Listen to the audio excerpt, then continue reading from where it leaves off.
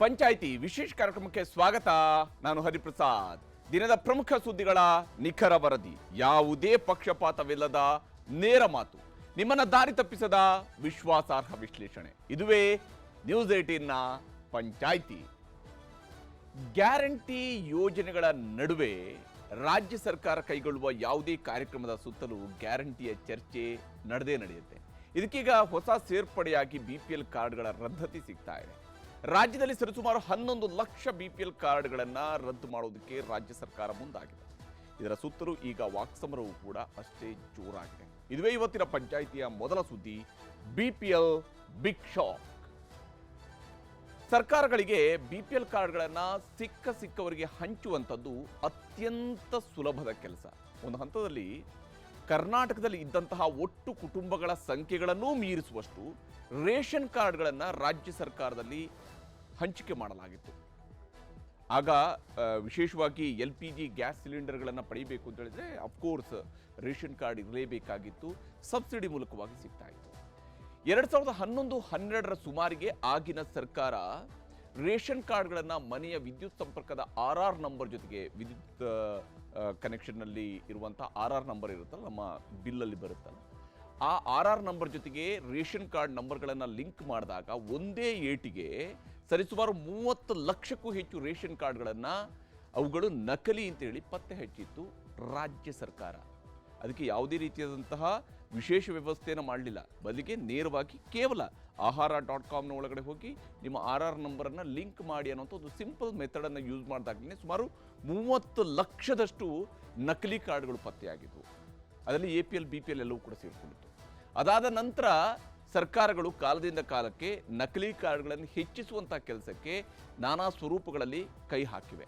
ಕಳೆದ 10-12 ವರ್ಷಗಳಲ್ಲಿ ಮತ್ತಷ್ಟು ಹೊಸ ಕಾರ್ಡ್ಗಳ ಸೇರ್ಪಡೆಯಾಗಿದ್ದಾವೆ.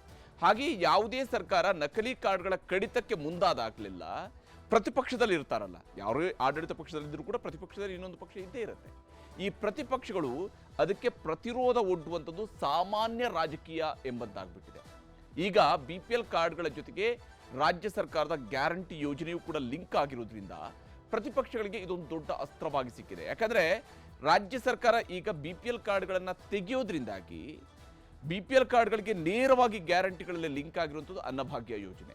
ಅನ್ನಭಾಗ್ಯ ಯೋಜನೆಯಲ್ಲಿ 10 kg ಅಕ್ಕಿ ಕೊಡ್ತಾ ಇದ್ದಾರೆ. ಅದರಲ್ಲಿ 5 kg ಅಕ್ಕಿ ಮತ್ತು 5 kg ಅಕ್ಕಿಗೆ ದುಡ್ಡು ಕೊಡುವಂಥದ್ದು, ನೇರವಾಗಿ ಅಕೌಂಟ್ಗಳಿಗೆ ಟ್ರಾನ್ಸ್ಫರ್ ಮಾಡುವಂತಹ ಸಿಸ್ಟಮ್ ಏನಿದೆ ಆಗಲ್ಲ. ಇದರಿಂದಾಗಿ ನೀವು ದುಡ್ಡು ಉಳಿಸೋದಕ್ಕೆ ಬೇಕಾಗಿ ಇಲ್ಲೀಗ ನಕಲಿ ಕಾರ್ಡ್ಗಳು ಅಂತೇಳಿ ಹೆಸರಿಸ್ತಾ ಇದ್ದೀರಿ ಅನ್ನುವಂಥ ಆರೋಪ ಸರ್ವೇ ಸಾಮಾನ್ಯ, ಸಹಜವಾಗಿ ಸರ್ಕಾರಕ್ಕೆ ಬರ್ತದೆ.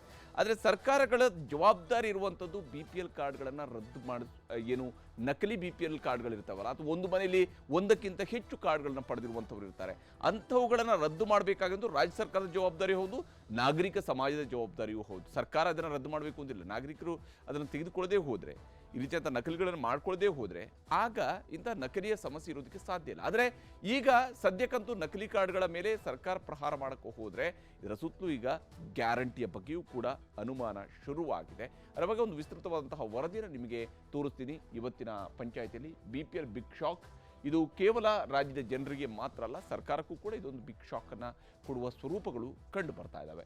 ಆ ಸುದ್ದಿಯನ್ನು ನಿಮಗೆ ವರದಿಯ ಮೂಲಕವಾಗಿ ಎಕ್ಸ್ಪ್ಲೇನ್ ಮಾಡ್ತೀನಿ. ಇನ್ನು ಇವತ್ತಿನ ಪಂಚಾಯಿತಿ ಎರಡನೇ ಸುದ್ದಿ ಇರುವಂಥದ್ದು CM ಮನೆಯಂಗಳಕ್ಕೆ ED.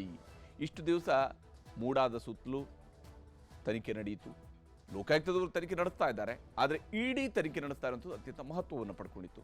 ED ಯಾವಾಗ ಈ ವಿಚಾರದಲ್ಲಿ ಪ್ರಕರಣವನ್ನು ದಾಖಲಿಸ್ಕೊಳ್ತೋ, ECIR ದಾಖಲು ಮಾಡ್ಕೊಳ್ತೋ, ಅವತ್ತಿನಿಂದಲೂ ಕೂಡ ಕಾಂಗ್ರೆಸ್ನವರು ಹೇಳ್ತಾ ಇದ್ದಾರೆ ಕೇಂದ್ರ ಸರ್ಕಾರ ತನ್ನ ಅಧಿಕಾರವನ್ನು ದುರ್ಬಳಕೆ ಮಾಡ್ಕೊಳ್ತಿದೆ, ಕೇಂದ್ರದ ಏಜೆನ್ಸಿಗಳ ಮೂಲಕವಾಗಿ ಮುಖ್ಯಮಂತ್ರಿಯವರನ್ನ ಕಾರ್ನರ್ ಮಾಡುವಂತಹ ಕೆಲಸ ನಡೀತಾ ಇದೆ. ಈ ರೀತಿಯಾದಂಥ ಆರೋಪಗಳನ್ನು ಕಾಂಗ್ರೆಸ್ನವರು ಮಾಡ್ತಾ ಇದ್ರು. ಈಗ ED ಮಾತ್ರ ತನ್ನ ತನಿಖೆಯನ್ನು ಮುಂದುವರಿಸಿಕೊಂಡು ಬಂದಿದೆ. ಮೂಡಾದ ಮೇಲೆ ದಾಳಿ ನಡೆಸಿದೆ, ತಹಶೀಲ್ದಾರ್ ಕಚೇರಿ ಮೇಲೆ ದಾಳಿ ನಡೆಸಿದೆ, ದೇವರಾಜು ಅವರ ಮನೆ ಮೇಲೆ ದಾಳಿ ನಡೆಸಿದೆ. ಅಷ್ಟೇ ಅಲ್ಲದೆ ಮೂಡಾಗೆ ಸಂಬಂಧಪಟ್ಟಂತೆ ಇನ್ನೂ ಹಲವರ ಮನೆಗಳ ಮೇಲೆ ದಾಳಿ ನಡೆದಿದೆ. EDಯಿಂದಲೂ ಕೂಡ ದಾಳಿ ನಡೆದಿದೆ. ಮುಖ್ಯಮಂತ್ರಿಯವರ ಮನೆಗೆ ಯಾವುದೇ ರೀತಿಯ ದಾಳಿ ಆಗಿಲ್ಲ, ಅಲ್ಲಿ ಯಾವುದೇ ಸರ್ಚ್ ಆಪರೇಷನ್ ಅನ್ನು ಮಾಡಿಲ್ಲ. ಆದರೆ ಮುಖ್ಯಮಂತ್ರಿಯವರ ಆಪ್ತರೆಲ್ಲರ ನಂತರ ಈಗ ಮುಖ್ಯಮಂತ್ರಿಯವರ ಕುಟುಂಬದ ಕಡೆಗೆ ಬಂದಿದೆ EDಯ ನಡೆ. ಮುಖ್ಯಮಂತ್ರಿಯವರ ಬಾಮೈದರನ್ನು ಇವತ್ತು ಕರೆಸಿ ವಿಚಾರಣೆ ನಡೆಸಲಾಗಿದೆ. ಮುಂದಿನ ನಂಬರ್ ಯಾರ್ದು, ಮುಂದಿನ ಸಂಖ್ಯೆ ಯಾರದ್ದು ಅನ್ನುವಂಥ ಪ್ರಶ್ನೆ ಇದೆ. CM ಪತ್ನಿಯವರಿಗೆ ಮೊದಲಿಗೆ ನೋಟಿಸ್ ಕೊಟ್ಟು ನಂತರ CM ಹತ್ರಕ್ಕೆ ಹೋಗ್ತಾರೋ ಅಥವಾ ನೇರವಾಗಿ CM ಅವ್ರನ್ನೇ ನೋಟಿಸ್ ಕೊಟ್ಟು ಕರೆಸ್ಕೊಳ್ಳುವ ಸಾಧ್ಯತೆ ಇದೆಯಾ? ಈ ಪ್ರಶ್ನೆ ಇದ್ದೇ ಇದೆ. ಇದರ ಬಗ್ಗೆಯೂ ಕೂಡ ನಿಮಗೆ ವಿವರಣೆಯನ್ನು ನೀಡ್ತೀನಿ. ಇವತ್ತು ಏನು ವಿಚಾರಣೆಯಲ್ಲಿ ಏನೇನು ವಿಚಾರಗಳು ನಡೆದಿದ್ದಾವೆ, ಇದುವರೆಗೆ ಯಾರ್ದೆಲ್ಲ ವಿಚಾರಣೆ ನಡೆದಿದೆ, ಹೇಗೆ ಇಡಿ ಮುಂದಿನ ಹೆಜ್ಜೆಯನ್ನು ಇಡ್ತಾ ಇದೆ ಅನ್ನೋದನ್ನು ಕೂಡ ನಿಮಗೆ ಎಕ್ಸ್ಪ್ಲೇನ್ ಮಾಡ್ತೀನಿ ಇವತ್ತಿನ ಪಂಚಾಯತಿಯಲ್ಲಿ. ಈಗ ಮೊದಲ ಸುದ್ದಿಯ ಕಡೆಗೆ ಹೋಗೋಣ. ಬಹಳ ಮುಖ್ಯವಾಗಿ BPLಗೆ ಬಿಗ್ ಶಾಕ್ ಅನ್ನು ರಾಜ್ಯ ಸರ್ಕಾರ ಕೊಡೋದಕ್ಕೆ ಮುಂದಾಗಿರುತ್ತೆ. ಸರಿಸುಮಾರು 11 ಲಕ್ಷ BPL ಕಾರ್ಡ್ಗಳನ್ನು ರದ್ದು ಮಾಡಲಾಗಿದೆ.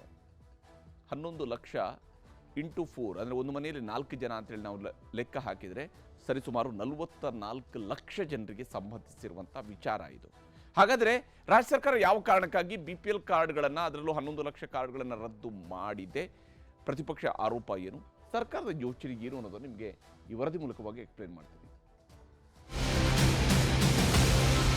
ಇಷ್ಟು ದಿವಸ ಇಲ್ಲದೆ ಇದ್ದಿದ್ದು ಈಗ ಇದು ಯಾತಕ್ಕೆ ಪ್ರಾರಂಭ ಮಾಡಿದ್ದೀರಿ? ಅನರ್ಹರು ಮಾತ್ರ ರದ್ದು ಮಾಡೋದು. ಅರ್ಹರಿದಾರಲ್ಲ ಅವ್ರು ಯಾರಿಗೂ ತಪ್ಪಿಸಲ್ಲ. ಕಾರ್ ತಗೊಂಡಿದ್ದಾರೆ ಅಂತ ಕಾರ್ಡ್ ಕ್ಯಾನ್ಸಲ್ ಆಗಿದೆ. ಈ ಕಡೆ BPL ಇಲ್ಲ, ಈ ಕಡೆ APL ಇಲ್ಲ. ತಿನ್ನೋದನ್ನು ಅಂತ ತನ್ನ ಕಿತ್ಕೊಂಡ್ರೆ ನಾವು ಎಲ್ಲಿ ಹೋಗ್ಬೇಕು ಸರ್? ರಾಜ್ಯಾದ್ಯಂತ 11 ಲಕ್ಷ BPL ಕಾರ್ಡ್ದಾರರಿಗೆ ಶಾಕ್. ಕಾಂಗ್ರೆಸ್ ದೋಸ್ತಿ ಮಧ್ಯೆ BPL ಬಡಿದಾಟ.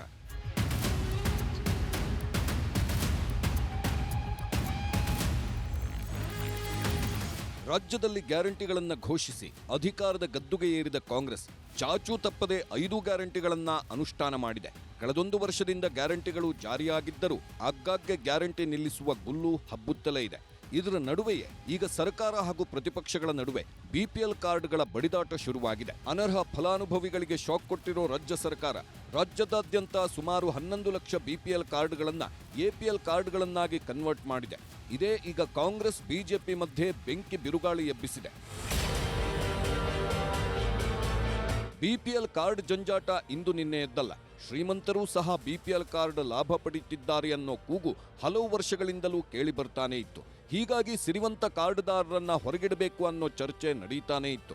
ಆದರೆ ಈ BPL ಅನ್ನೋ ಜೇನುಗೂಡಿಗೆ ಕೈ ಹಾಕೋ ಕೆಲಸವನ್ನ ಯಾರೂ ಮಾಡಿರಲಿಲ್ಲ.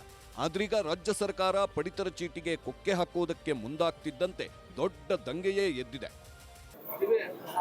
11 ಲಕ್ಷ ಕುಟುಂಬಗಳಿಗೆ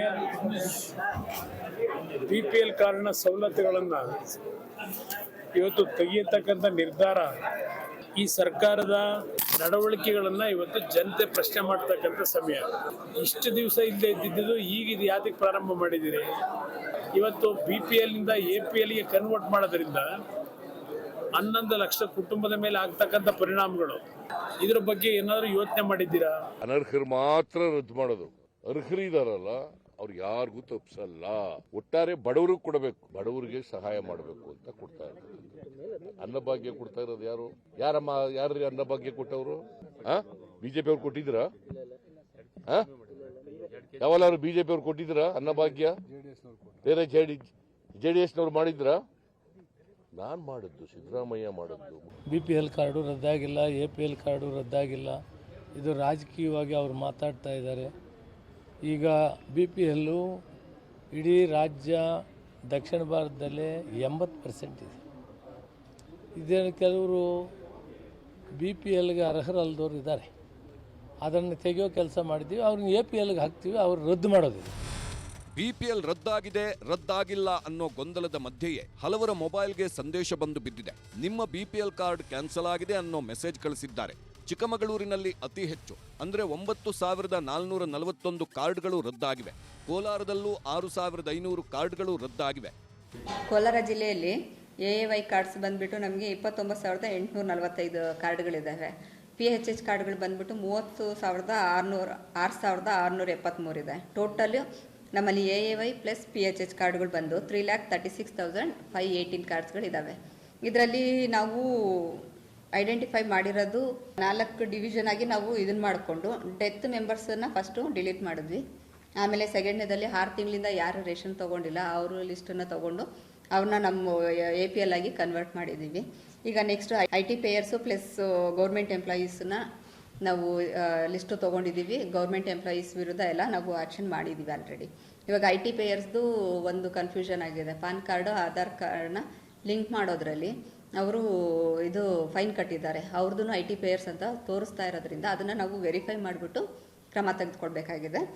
ಇನ್ನು BPL ಕಾರ್ಡನ್ನ ಯಾವ ಮಾನದಂಡಗಳ ಮೇಲೆ ರದ್ದು ಮಾಡಿದ್ದಾರೆ ಅಂತ ನೋಡೋದಾದ್ರೆ, ಯಾರು ಬಡತನ ರೇಖೆಗಿಂತ ಕೆಳಗಿರ್ತಾರೋ ಅಂಥವರು ಮಾತ್ರ BPL ಕಾರ್ಡ್ಗೆ ಅರ್ಹರಾಗಿರ್ತಾರೆ.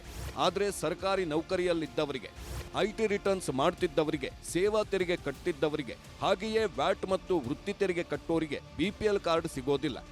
ಇನ್ನು ಹಳ್ಳಿಗಳಲ್ಲಿ ಯಾರೆಲ್ಲ 3 ಹೆಕ್ಟೇರ್ ಭೂಮಿ ಹೊಂದಿದ್ದಾರೋ ಅಂಥವರಿಗೂ BPL ರದ್ದಾಗಿದೆ. ಹಾಗೆಯೇ ನಗರಗಳಲ್ಲಿ 1,000 ಚದರಡಿ ಸೈಟ್ ಹೊಂದಿದ್ದವರ BPL ಕಾರ್ಡನ್ನ ಕ್ಯಾನ್ಸಲ್ ಮಾಡಲಾಗುತ್ತೆ. ಜೊತೆಗೆ ವಾರ್ಷಿಕ ಆದಾಯ 1.20 ಲಕ್ಷಕ್ಕಿಂತ ಹೆಚ್ಚಿದ್ದವರು BPL ಕಾರ್ಡ್ಗೆ ಅನರ್ಹರಾಗಲಿದ್ದಾರೆ. ಸರ್ಕಾರಿ ನೌಕರರು ಹಾಗೂ ಶ್ರೀಮಂತರ ಕಾರ್ಡ್ಗಳು ರದ್ದಾದ್ರೆ ಯಾರೂ ಪ್ರಶ್ನೆ ಮಾಡಲ್ಲ. ಆದರೆ ಶಿವಮೊಗ್ಗದಲ್ಲಿ ಗಾರೆ ಕೆಲಸ ಮಾಡೋರ BPL ಕಾರ್ಡ್ಗಳು ರದ್ದಾಗಿವೆ. ಮಗ ಕಾರ್ ತಗೊಂಡಿದ್ದ ಒಂದು ಹಳೇದು, ಅದು ಕಾರ್ ತಗೊಂಡಿದ್ದಾರೆ ಅಂತ ಕಾರ್ಡ್ ಕ್ಯಾನ್ಸಲ್ ಆಗೈತೆ. ಕಾರ್ ಮಾರಾಯ್ತು. ಈಗ ನಮ್ಮ ಮಕ್ಕಳು ಇಲ್ಲ, ಎಲ್ಲ ಬೇರೆ ಹೋಗಿದ್ದಾರೆ ಅವರು. ಈಗ ನಾವು ಗಂಡ ಹೆಂಡತಿ ಇಬ್ಬರೇ ಇರೋದು. ಕಾರ್ಡ್ ಕ್ಯಾನ್ಸಲ್ ಆಗಿದೆ, ಅಕ್ಕಿ ಕೊಡ್ತಾ ಇಲ್ಲ ಸರ್. ಕಾರ್ಡ್ ಬೇಕು ನಮಗೆ. ಈಗ ಎಲ್ಲ ಆಸ್ಪತ್ರೆಗೆ ಹೋದ್ರು ಏನಕ್ಕಾದರೂ ಕಾರ್ಡ್ ಕೇಳ್ತಾರೆ. ಕಾರ್ಡ್ ಬೇಕು ನಮಗೆ. ಮತ್ತು ಈ ಗೌರ್ಮೆಂಟ್ ಹಿಂಗೆಲ್ಲ ಮಾಡಿದರೆ ಹೆಂಗೆ ಎಲ್ಲರಿಗೂ 2,000 ರೂಪಾಯಿ ಬರ್ತಿತ್ತೆ, ನಮಗೆ ಅದು ಕೂಡ ಇಲ್ಲ. ಈ ಕಡೆ BPL ಇಲ್ಲ, ಈ ಕಡೆ APL ಇಲ್ಲ, ಎರಡೂ ಇದು ಕ್ಯಾನ್ಸಲ್ ಆಗಿದೆ. ನಮಗೆ ಒಂದು ಸಮಸ್ಯೆ, ಒಂದು ಹಾಸ್ಪಿಟ್ಲಿಗೆ ಹೋಗಬೇಕು, ಏನೋ ಒಂದು ಹುಷಾರಿಲ್ಲ, ಈಗ 60 ವಯಸ್ಸು ಆಯಿತು, ಒಂದು ಸಮಸ್ಯೆ, ಎಲ್ಲರೂ ದುಡ್ಡು ಇಟ್ಕೊಂಡಿರಲ್ಲ. ಮಗ ಕೈಯಲ್ಲಿ ದುಡ್ಡಿದ್ರೂ ತಾಯಿಗೆ ಬರಲ್ಲ. ಯಾವಾಗ ಸರ್ಕಾರ BPL ಕಾರ್ಡ್ಗಳಿಗೆ ಕೊಕ್ಕೆ ಹಾಕೋದಕ್ಕೆ ಶುರು ಮಾಡ್ತೋ ಜನರು ರೊಚ್ಚಿಗೆದ್ದಿದ್ದಾರೆ. ಬಡವರ ಹೊಟ್ಟೆ ಮೇಲೆ ಹೊಡೆಯೋ ಕೆಲಸ ಮಾಡಬೇಡಿ ಅಂತ ಹುಬ್ಬಳ್ಳಿ ಹಾಗೂ ಬೆಳಗಾವಿ ಜನ ಆಕ್ರೋಶ ಹೊರಹಾಕ್ತಿದ್ದಾರೆ. ಆರೋಗ್ಯ ದೃಷ್ಟಿಯಿಂದ ಹೇಳ್ಬೇಕಂದ್ರೆ ಈಗಿನ ಕಾಲದಲ್ಲಿ ಕೊರೋನಾ ಬಂದಕ್ಕಿಂತ ಮುಂಚೆಯಿಂದನೂ ಸಣ್ಣ ಪುಟ್ಟ ಕಾಯಿಲೆ ಹಿಡ್ಕೊಂಡು ದೊಡ್ಡ ದೊಡ್ಡ ಕಾಯಿಲೆಗಳು ಕೂಡ BPL ಕಾರ್ಡ್ ತುಂಬಾ ಹೆಲ್ಪ್ಫುಲ್ ಆಗಿದ್ದಾರೆ ಸರ್. ಒಟ್ಟಿನಲ್ಲಿ ಹೇಳ್ಬೇಕಂದ್ರೆ ಮಧ್ಯಮ ವರ್ಗದವರಿಂದ ಒಂದು ಜೀವನಾಂಶ ಅಂದರೆ ಅದೇ ನಡೀತಾ ಇದೆ ಸರ್. ಈಗ ಅದನ್ನು ತಿನ್ನೋದನ್ನು ಅಂತ ತನಕ ಕಿತ್ಕೊಂಡ್ರೆ ನಾವು ಎಲ್ಲಿ ಹೋಗ್ಬೇಕು ಸರ್? ಮತ್ತು ದವಾಖಾನೆಗೆ ಹೋದ್ರೂ ಈಗ ಸಿವಿಲ್ ಹಾಸ್ಪಿಟ್ಲ್ನಾಗ ಎಷ್ಟೋ ಖರ್ಚು ಕಮ್ಮಿ ಆಗ್ತದೆ, ಭಾಳ ಉಪಯೋಗ ಅದ ರೀ. ಅದು ಬಂದ್ ಮಾಡಬಾರ್ದ್ರಿ. ಅದು ಮತ್ತು BPL ಕಾರ್ಡ್ ಎಷ್ಟೋ ಜನ ಶ್ರೀಮಂತರಿಗೆ ಕೊಟ್ಟಾರಲ್ರಿ, ಅದನ್ನ ಬಂದ್ ಮಾಡಿ ಬಡವ್ರಿಗೆ ಎಷ್ಟಾರ ಕೊಡ್ಬೇಕ್ರಿ. ಇದನ್ನ ಅದರಿಂದ ಬಡವ್ರಿಗೆ ಭಾಳ ಉಪಯೋಗ ಅದ ರೀ. ಮತ್ತು ತ್ರಾಸ ಅಲ್ರಿ ಎಲ್ಲರಿಗಿನ್ನ ಕಾರ್ಡ್ ರದ್ದಾದ್ರೆ. ಮತ್ತು ಎಷ್ಟಂತ ಓಡಾಡೋನ್ರಿ ನಾವು. ಮಾಡಿಸ್ದಾಗ ಒಮ್ಮೆ, ಮತ್ತು ರೇಷನ್ ಅಂಗಡಿ ಹೋದಾಗ ಒಮ್ಮೆ, ಮತ್ತು ಈಗ ಹೊಳ್ಳಿ ಮತ್ತೆ ರದ್ದಾಗ್ಯದ, ಮತ್ತು ಓಡಾಡ್ಕೊಂತ ನಿಂದಿರ್ಬೇಕ್ರಿ ಅದು. BPL ಕಾರ್ಡ್ ರದ್ದು ವಿಚಾರ ಪ್ರತಿಪಕ್ಷಗಳಿಗೆ ಆಹಾರ ಆಗುತ್ತಲೇ ಜನರು ಶಾಪ ಹಾಕೋ ಹೊತ್ತಲ್ಲೇ CM ಸಿದ್ದರಾಮಯ್ಯ ಸಭೆ ಮಾಡಿದ್ರು. ಅರ್ಹರ BPL ಕಾರ್ಡ್ ಯಾವುದೇ ಕಾರಣಕ್ಕೂ ರದ್ದು ಮಾಡಲ್ಲ. ತೆರಿಗೆ ಪಾವತಿದಾರರು, ಸರ್ಕಾರಿ ನೌಕರರ BPL ಕಾರ್ಡ್ ಮಾತ್ರ ರದ್ದಾಗ್ತವೆ. BPL ಕಾರ್ಡ್ ಸಮಗ್ರವಾಗಿ ಪರಿಷ್ಕರಣೆ ಮಾಡಿ ಎಂದು CM ಆಹಾರ ಸಚಿವ ಮುನಿಯಪ್ಪಗೆ ಸೂಚನೆ ನೀಡಿದ್ರು. ಇಲಾಖೆ ಸಭೆ ನಡೆಸಿ ಕ್ರಮ ತೆಗೆದುಕೊಳ್ಳಲು CM ಸೂಚಿಸಿದ್ರು. APL BPL ಯಾವುದೇ ಕಾರ್ಡ್ ರದ್ದಿಲ್ಲ. ಅರ್ಹರಲ್ಲದವರನ್ನ APLಗೆ ಸೇರಿಸಬೇಕು. ಪರಿಷ್ಕರಣೆ ವೇಳೆ ಕೈತಪ್ಪಿ ಹೋದ್ರೆ BPL ಕಾರ್ಡ್ ಪಡೆಯಲು ಮತ್ತೊಮ್ಮೆ ಅವಕಾಶ ನೀಡಬೇಕೆಂದು ತಾಕೀತು ಮಾಡಿದ್ರು. BPL ಕಾರ್ಡ್ ನಂತರ ಉಳಿದ ಗ್ಯಾರಂಟಿಗಳಿಗೂ ಹೊಸ ರೂಲ್ಸ್ ಬರುತ್ತಾ ಎಂಬ ಸಂದೇಹಗಳು ಇದೀಗ ಮೂಡಿದೆ. ಸರ್ಕಾರ ಬಂದು 2 ವರ್ಷಗಳಾದರೂ ಅಭಿವೃದ್ಧಿ ಇಲ್ಲ ಎಂದು ಶಾಸಕರು ಅಸಮಾಧಾನಗೊಂಡಿದ್ದಾರೆ. ಅಭಿವೃದ್ಧಿ ಹಾಗೂ ಶಾಸಕರ ಕ್ಷೇತ್ರಗಳ ಅನುದಾನ ಕ್ರೋಢೀಕರಣಕ್ಕಾಗಿ ಗ್ಯಾರಂಟಿಗಳಿಗೆ ಮೀಸಲಿಟ್ಟ ಹಣವನ್ನ ಫಿಲ್ಟರ್ ಮಾಡಿ ಅಭಿವೃದ್ಧಿ ಕಾರ್ಯಗಳಿಗೆ ಬಳಸೋ ಬಗ್ಗೆ ಚಿಂತನೆಗಳು ನಡೆದಿದೆ. 5 ಗ್ಯಾರಂಟಿಗಳ ರೂಲ್ಸ್ಗಳು ಇನ್ನಷ್ಟು ಕಠಿಣವಾಗೋ ಸಾಧ್ಯತೆಗಳಿವೆ. Bureau report, news 18.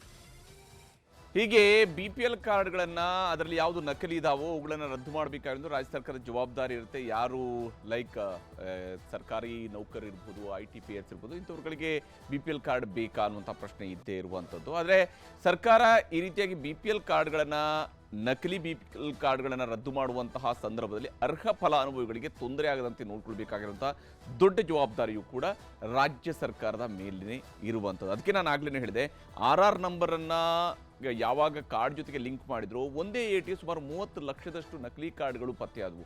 ಅಂತಹ ಸಿಂಪಲ್ ಟ್ರಿಕ್ಸ್ಗಳನ್ನು ಮಾತ್ರನೇ ಸರ್ಕಾರ ಬಳಕೆ ಮಾಡಿಕೊಂಡಾಗ ಪ್ರತಿರೋಧ ಬರೋದಕ್ಕೆ ಅವಕಾಶಗಳು ಇರೋದಿಲ್ಲ. ಆದರೆ ಇಲ್ಲಿ ಈಗ ಸರ್ಕಾರ ಯಾವ ಸ್ವರೂಪದಲ್ಲಿ ಈ ಒಂದು ಆಹಾರ ಇಲಾಖೆ ಮೂಲಕವಾಗಿ ನಕಲಿ ಕಾರ್ಡ್ಗಳನ್ನು ರದ್ದು ಮಾಡ್ತಾ ಹೋಗುತ್ತೆ ಅನ್ನೋದನ್ನು ನೋಡಬೇಕು. ಮುಖ್ಯಮಂತ್ರಿಯವರ ಮನೆ ಅಂಗಳಕ್ಕೆ ಈಗ ಇಡಿ ಬಂದು ನಿಂತಿದೆ. ಯಾಕೆಂದರೆ ಮುಖ್ಯಮಂತ್ರಿಯವರ ಬಾಮೈದನನ್ನೇ ಇವತ್ತು ಕರೆಸಿ ವಿಚಾರಣೆ ನಡೆಸಲಾಗಿದೆ.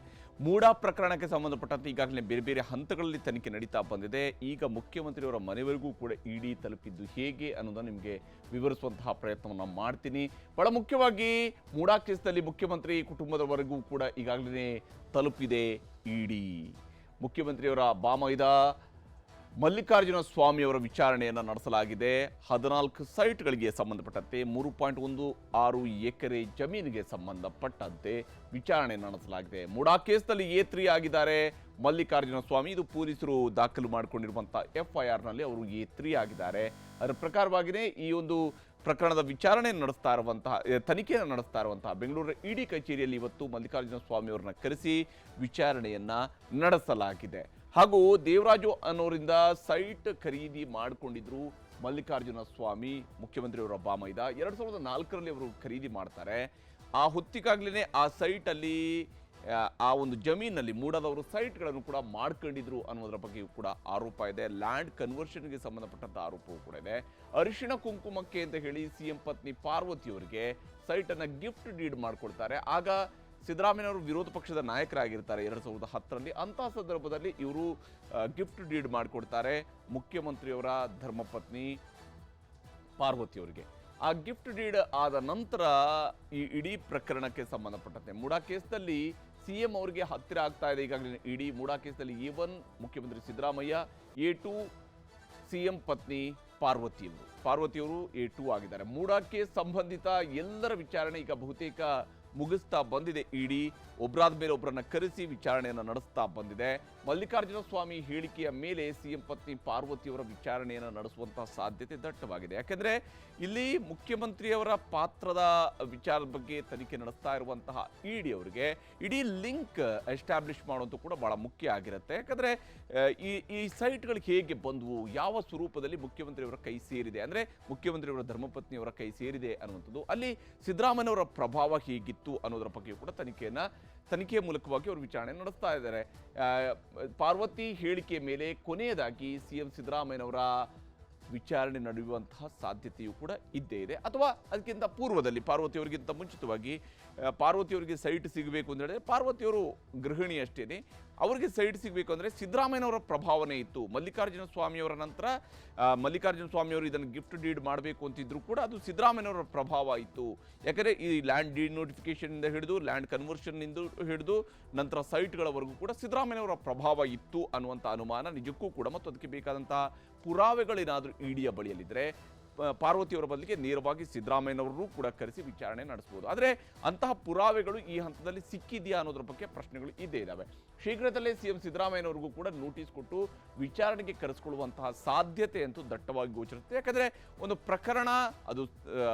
ಪ್ರಕರಣದಲ್ಲಿ ನಿಜಕ್ಕೂ ಕೂಡ ಸಿದ್ದರಾಮಯ್ಯನವರ ಪಾತ್ರ ಇದೆ ಇಲ್ಲ ಇವೆಲ್ಲವೂ ಕೂಡ ಅಂತಿಮವಾಗಿ ತನಿಖಾಧಿಕಾರಿಗಳಿಗೆ ಮನವರಿಕೆ ಆಗುವಂಥದ್ದು ಅವರನ್ನ ವಿಚಾರಣೆಗೆ ಒಳಪಡಿಸಿದಾಗ ಮಾತ್ರ. ಊಹಾಪೋಹದಿಂದಾಗಿ ಇಲ್ಲ ಸಿದ್ದರಾಮಯ್ಯನವರು ಹಾಗೆ ಮಾಡಲಿಕ್ಕೆ ಸಾಧ್ಯನೇ ಇಲ್ಲ ಅಂತೇಳಿ ಆಗಲಿ, ಅಥವಾ ಸಿದ್ದರಾಮಯ್ಯನವರು ಹೀಗೆ ಮಾಡಿದ್ದಾರೆ ಅನ್ನುವಂಥದ್ದಾಗಲಿ, ಈ ರೀತಿಯಂಥ ನಿರ್ಧಾರಗಳ ಆಧಾರದ ಮೇಲೆ ಇಡಿಯವರು ಬಹುಶಃ ತನಿಖೆಯನ್ನು ನಡೆಸಲಾರರು. ಅವ್ರಿಗೆ ಅವ್ರದ್ದೇ ಆದಂಥ ನಿಖರವಾದಂಥ ಪುರಾವೆಗಳಿರ್ತವೆ. ಹಾಗೆಯೇ ಅವರನ್ನು ವಿಚಾರಣೆ ನಡೆಸಬೇಕಾದಂತಹ ಹಂತ ಬಂದಾಗ ನಿಜವಾಗಿಯೂ ಕೂಡ ಸಿದ್ದರಾಮಯ್ಯನವರು ವಿಚಾರಣೆ ನಡೆಸುವಂಥ ಸಾಧ್ಯತೆ ಇದ್ದೇ ಇದೆ. ಶೀಘ್ರದಲ್ಲೇ ಮುಖ್ಯಮಂತ್ರಿ ಸಿದ್ದರಾಮಯ್ಯನವರಿಗೂ ಕೂಡ ನೋಟಿಸ್ ಕೊಟ್ಟು ವಿಚಾರಣೆಗೆ ಕರೆಸಿಕೊಳ್ಳುವಂತಹ ಸಾಧ್ಯತೆ ಈ ಹಂತದಲ್ಲಿ ಗೋಚರಿಸ್ತಾ ಇದೆ. ಇದುವರೆಗೆ ಇಡಿ ಹಲವರನ್ನ ತನಿಖೆಗೆ ಒಳಪಡಿಸಿದೆ, ವಿಚಾರಣೆಗೆ ಒಳಪಡಿಸಿದೆ. ಯಾರ ಹೇಳಿಕೆಗಳೆಲ್ಲ ದಾಖಲಾಗಿದ್ದಾವೆ ಅನ್ನೋದನ್ನು ನಾವು ಒಮ್ಮೆ ಆರ್ಡರ್ ಪ್ರಕಾರವಾಗಿ ನೋಡ್ತಾ ಹೋದರೆ, ಸೆಪ್ಟೆಂಬರ್ 7ರಂದು ದೂರುದಾರರಾಗಿದ್ದಂತಹ ಸ್ನೇಹಮಯಿ ಕೃಷ್ಣ ಅವರೇನು ದೂರು ಕೊಟ್ಟಿದ್ರು ಸಿದ್ದರಾಮಯ್ಯನವರ ವಿರುದ್ಧ, ಕೇವಲ ಲೋಕಾಯುಕ್ತ ತನಿಖೆ ಆದರೆ ಸಾಲದು, ಅವರ ವಿರುದ್ಧ ಇಡಿ ತನಿಖೆ ಆಗಬೇಕು ಅಂತೇಳಿ ಏನು ದೂರನ್ನು ಕೊಟ್ಟಿದ್ರು. ಅವರು ದೂರು ಕೊಟ್ಟ ನಂತರ ಅವರನ್ನೇ ಕರೆಸಿಕೊಂಡು ಮೊದಲ ಹಂತದಲ್ಲಿ ವಿಚಾರಣೆಗೆ ಒಳಪಡಿಸಿತ್ತು ಇಡಿ. ಯಾಕಂದರೆ ಅವರ ಹತ್ರ ಏನು ದಾಖಲೆಗಳಿದ್ದಾವೆ, ಏನು ಪುರಾವೆಗಳಿದ್ದಾವೆ, ಯಾವ ಸ್ವರೂಪದಲ್ಲಿ ಇಲ್ಲಿ ಮನಿ ಲಾಂಡ್ರಿಂಗ್ ಆಗಿದೆ. ಯಾಕಂದರೆ ದೂರುದಾರರಾಗಿರುವಂಥ ಸ್ನೇಹಮಯಿ ಕೃಷ್ಣ ಅವರು ಮನಿ ಲಾಂಡ್ರಿಂಗ್ನ ಕೇಸನ್ನು ಕೂಡ ಉಲ್ಲೇಖ ಮಾಡಿದರು. ಹೀಗಾಗಿನೇ ಫಸ್ಟ್ ಇಡಿ ಇದರಲ್ಲಿ ಎಂಟ್ರಿ ಆಗಬೇಕಂದ್ರೆ ಮನಿ ಲಾಂಡ್ರಿಂಗ್ ಹಿಂಗೆ ಆಗಿದೆ ಅನ್ನೋಂಥದ್ದು ಗೊತ್ತಾಗಬೇಕು. ಪ್ರೈಮಾ ಫೇಸಿ ಅದು ಗೊತ್ತಾದ ನಂತರನೇ ದೂರುದಾರರಾಗಿರುವಂಥ ಸ್ನೇಹಮಯಿ ಕೃಷ್ಣ ಅವರನ್ನ ವಿಚಾರಣೆಗೆ ಒಳಪಡಿಸಿದ ನಂತರನೇ ಅವರು ECIR ಅನ್ನು ಕೂಡ ದಾಖಲು ಮಾಡಿಕೊಂಡಿರುವಂಥದ್ದು. ECIR ದಾಖಲು ಮಾಡಿಕೊಂಡ ನಂತರ ಯಾವಾಗ ಇಡಿ ಅವರು ECIR ದಾಖಲು ಮಾಡಿಕೊಂಡ್ರು, ಅದಾದ ನಂತರ ಅಕ್ಟೋಬರ್ 19ರಂದು ಭೂಮಾಲೀಕ ದೇವರಾಜು ಅವರನ್ನ ಕರೆಸಿ ಯಾವ ಕಾರಣಕ್ಕಾಗಿ, ಹೇಗೆ ಇದು ಜಮೀನು ನಿಮಗೆ ಬಂತು, ಇದು ಮೈಲಾರಯ್ಯ ಅವರಿಗೆ ಸೇರಿದಂಥ ಜಮೀನು, ಅದು ಹೇಗೆ ದೇವರಾಜು ಅವರ ಹೆಸರಿಗೆ ಬಂತು ಅನ್ನುವಂಥದ್ದಿಂದ ಹಿಡಿದು ಬಹಳಷ್ಟು ಅಂಶಗಳ ಬಗ್ಗೆ ಅವ್ರನ್ನ ತನಿಖೆಗೆ ಒಳಪಡಿಸಲಾಗಿತ್ತು. ಇನ್ನು ಅಕ್ಟೋಬರ್ 27ರಂದು ದೂರುದಾರ ಗಂಗರಾಜು ಅವ್ರನ್ನು ಕೂಡ ವಿಚಾರಣೆಗೆ ಒಳಪಡಿಸಲಾಗಿತ್ತು. ಸ್ನೇಹಮಯಿ ಕೃಷ್ಣ ಅವರು ದೂರು ಕೊಟ್ಟ ನಂತರ ಗಂಗರಾಜು ಅವರು ಕೂಡ ದೂರು ಕೊಟ್ಟಿದ್ರು. ಅವ್ರನ್ನೂ ಕೂಡ ಕರೆಸಿ ವಿಚಾರಣೆಗೆ ಒಳಪಡಿಸುವಂತಹ ಕೆಲಸವನ್ನ ಇಡಿ ಅಧಿಕಾರಿಗಳು ಮಾಡಿದ್ರು. ಇದಾದ ನಂತರ ಈಗ ನವೆಂಬರ್ ತಿಂಗಳಲ್ಲಿ ಬಹಳ ವೇಗವನ್ನು ಪಡ್ಕೊಂಡಿದೆ ಇಡಿಯ ತನಿಖೆ. ನವೆಂಬರ್ 12ರಂದು CM ಖಾಸಗಿ PA CT ಕುಮಾರ್ ಅವ್ರನ್ನ ಕರೆಸ್ಕೊಂಡು ಅವರ ವಿಚಾರಣೆಯನ್ನು ನಡೆಸಲಾಗಿದೆ. ಯಾಕಂದರೆ ಮುಖ್ಯಮಂತ್ರಿಯವರ ಪತ್ನಿಯ ಸಹಿಯನ್ನು ಇವರು ಹಾಕಿದ್ದಾರೆ ಅಥವಾ ಫೋರ್ಜರಿ ಮಾಡಿದ್ದಾರೆ, ಈ ರೀತಿಯಾದಂಥ ಒಂದು ಆರೋಪವೂ ಕೂಡ ಇದರ ನಡುವೆ ಕೇಳಿಬಂದಿತ್ತು. ಅಥವಾ ಮುಖ್ಯಮಂತ್ರಿಯವರ ಪತ್ನಿ ಈ ಒಂದು ಸೈಟ್ಗೆ ಸಂಬಂಧಪಟ್ಟಂತಹ ಲೆಟರನ್ನು ಬರೆದು ಕೊಟ್ಟಾಗ ಅದನ್ನು ಮೂಡಾ ಕಚೇರಿಗೆ ತಲುಪಿಸಿ ಅಲ್ಲಿ ವೈಟ್ನರನ್ನು ಹಾಕಿರುವಂಥದ್ದು, ಈ ರೀತಿಯಂಥ ಅನೇಕ ಆರೋಪಗಳು ಕೂಡ CT ಕುಮಾರ್ ಅವರ ಹೆಸರು ಕೇಳಿ ಬರ್ತಾ ಇತ್ತು. ಹಾಗಾಗಿ ಅವ್ರನ್ನೂ ಕೂಡ ಕರೆಸಿಕೊಂಡು ವಿಚಾರಣೆ ನಡೆಸಲಾಗಿದೆ. ನವೆಂಬರ್ 13ರಂದು ರಾಯಚೂರು ಸಂಸದ G. ಕುಮಾರ್ ನಾಯಕ್ ಅವ್ರನ್ನ ವಿಚಾರಣೆಗೆ ಒಳಪಡಿಸಲಾಗಿದೆ. G. ಕುಮಾರ್ ನಾಯಕ್ ಅವರು 2000ರಿಂದ 2004ರ ಅವಧಿಯಲ್ಲಿ ಮೈಸೂರಿನ ಜಿಲ್ಲಾಧಿಕಾರಿಯಾಗಿ ಕೆಲಸ ಮಾಡಿದರು.